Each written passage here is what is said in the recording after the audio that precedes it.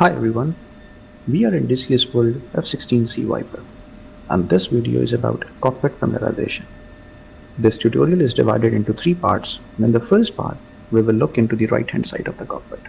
So let's get started. In the right rear, we have the antenna selection switches.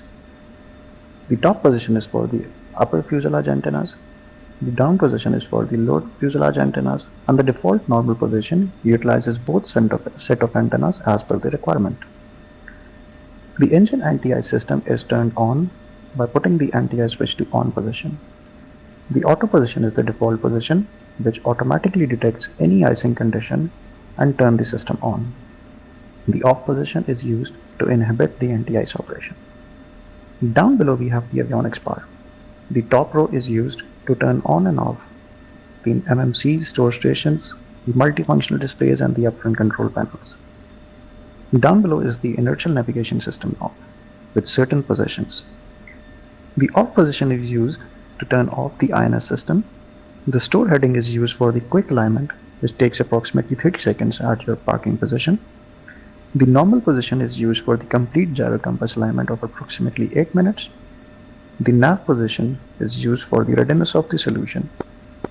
The in-flight line and attitude positions are used in flight if you have an MMC or the INS failure to realign your systems.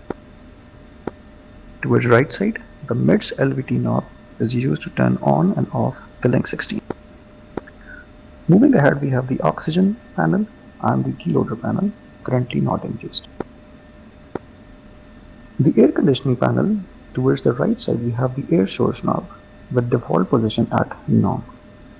Putting the switch to off position turns off all the ECS or the environmental control system and the pressurization operations.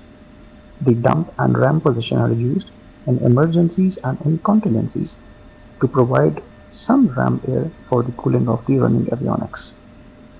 The temperature control knob has the upper hemisphere for the auto control and the lower hemisphere for the manual control. At 9 o'clock, it is temperature off. The knob can be rotated to any position for the automatic control or for the manual control of the temperature. Towards left, we have the voice message on and inhibit position. Once on, all the oral message will function normally. Once inhibited, no voice message will be heard in your headsets.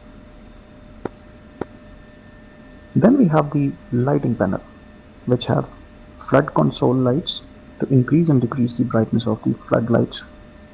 Towards right, we have the floodlights for the instrument panel. Then we have a toggle switch for the MAL and indication lights. Moving it to top position, all the lights will turn to maximum brightness for the day operation. Moving it to down or the dim position will reduce the intensity of all lights. Next, we have the primary flight control or primary instrument control lights. The left knob is for the internal lights of the consoles.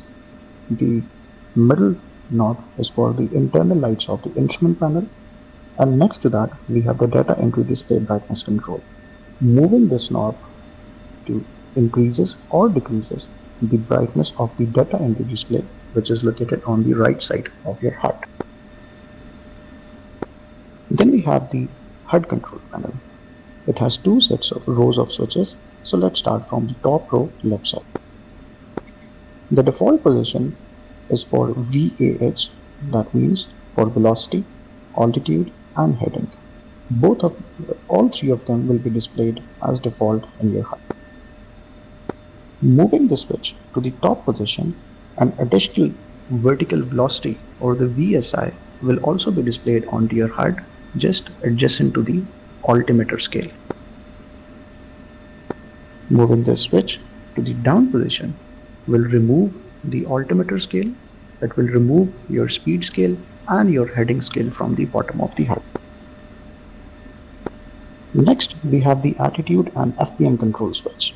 The top position is the default position in which the attitude bars and the flight path marker is being displayed onto your HUD. Moving it to middle position, the attitude bars disappear and only flight path marker is available onto your HUD. And self-explanatory, the down position will remove the FPM and attitude both from your HUD. Then we have the data entry, DD data, PFL and off switch. The down position is off. In the PFL, the pilot fault test data will also be visible onto your HUD towards the bottom side. And moving the switch to the top position, that is DED data position, you will see that the DED data will be replicated onto your bottom of the HUD as well. Next switch is for the control of the manual depression or the manual sight. Next we have the sensor power panel.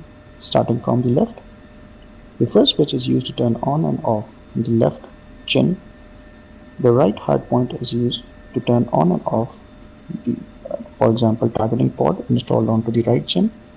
Next we have the fire control, turn on and off switch, and the radar altimeter to put it to off position, standby, and to turn on the radar altimeter at the top position.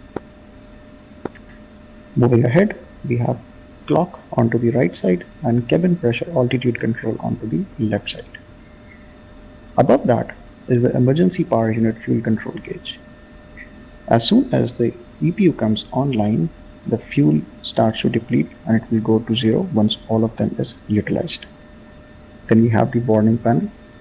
Above the warning panel, we have the pilot fault test display. Towards right, we have hydraulic pressure A on the left and hydraulic pressure B on the right side. Above the hydraulic gauges is the fuel quantity system gauge. The total fuel quantity is being displayed as numbers in the bottom of the panel of this instrument, and the two needles marked FR and AL show the individual tank quantity of the forward group tanks and the aft group tanks. Towards the left of this gauge is a standby compass. Above that we have the engine performance gauges, which includes FTIT indicator, the RPM indicator, the nozzles position indicator, and the oil pressure indicator. In the next tutorial, we will see the front side of the cockpit. I hope that helped. Safe flights. Bye-bye.